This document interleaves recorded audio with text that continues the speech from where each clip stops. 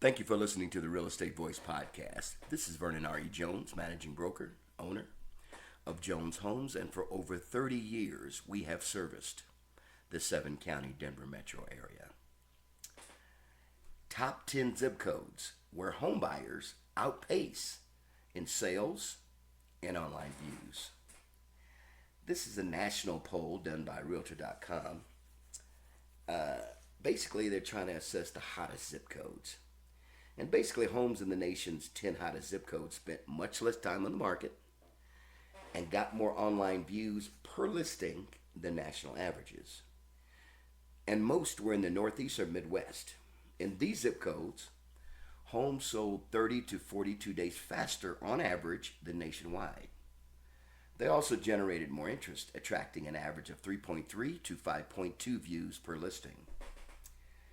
The 10 zip codes topping the nation were led by 01915, that's Beverly, Massachusetts. Basically, it's a suburb tied to Boston and Cambridge, and a town called Newton in New Hampshire. Second, 08053 in Marlton, New Jersey, and basically that's in the Philadelphia, Camden, Wilmington region, with access to Pennsylvania, New Jersey, Delaware, and Maryland. Other zip codes in the Northeast that made the top 10 were 01453, Leominster, Massachusetts, 0740 in Wayne, New Jersey. That's basically in the New York, New Jersey area. 06611, Trumbull, Connecticut, in the Bridgeport, Stamford metro. 02864, that's basically in Cumberland, Rhode Island, in the Providence, Warwick, Massachusetts metro. And 06074, South Windsor, Connecticut. And that basically is in the Hartford metro. In the Midwest, 63021, Baldwin, Missouri, and basically in the St. Louis area, led the way, followed by two Ohio zip codes, one at 44149, Strongsville, near Cleveland, and 43209, Bexley, near Columbus, Ohio. Only one zip code per metropolitan area was included in the study. Strongsville, Trumbull, Cumberland, and South Windsor were new to the top 10 list. Even though these zip codes were in different regions of the country, they shared certain commonalities. They're close to major metro hubs with strong economies, relatively more affordable than their nearby larger metros, offer appealing lifestyle, talking about maybe walking paths, a lot of parks, things of that nature. In some areas, most of the online views came from out-of-area buyers, especially from the major metros they're close to, New York City, Boston, and Washington, D.C. However, in Beverly, Baldwin, and Wayne, local viewers outnumbered out-of-towners. Many of these neighborhoods also offer newer homes than the surrounding areas, highlighting the critical role of new and infill construction in meeting today's buyers' demand, even in a tough market. In 6 of the top 10 zip codes, homes are larger than average for their metro. Excellent schools and community amenities are common.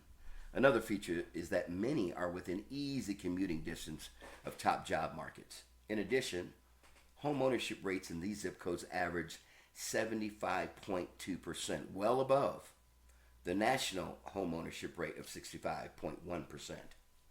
Moreover, these zip codes appeal to more affluent customers. Buyers' median household income was $114,000 compared to the national median of $79,000. Their average credit score was 759. 748 is the national average. They made down payments ranging from $42,000 to $143,000. And the median age of the head of household was 56. National is 54. And the average, let me go back to the average down payments. I said 42 to 143. The average nationally is 30,000 as far as down payment. While 7 of the top 10 zips had median listing prices above the national average, which is about $441,000. That's the median average listing price. 6 of the 10 were more affordable than the surrounding metro areas. This shows buyers are seeking relative value and prioritizing savings over the metro median rather than chasing the lowest possible price point.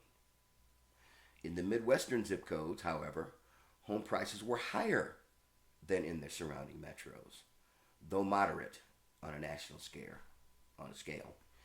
And just basically in a year when affordability challenges continue to affect first-time home buyers and then buyers generally, the limited inventory continues to weigh on buyers, even though we are having a shift where we are gaining more inventory, especially here in Colorado.